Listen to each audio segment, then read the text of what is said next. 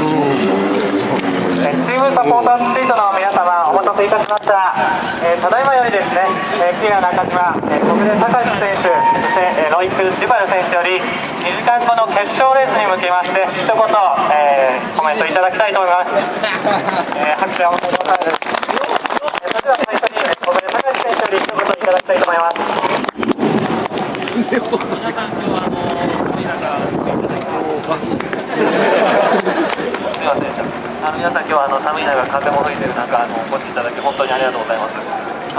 僕自身今日ちょっとチャンピオンシップかかってますので、すごく特別な一戦になると思います。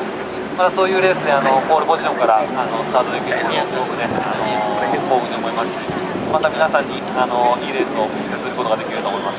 皆さん寒いですけども最後まで応援の方よろしくお願いします。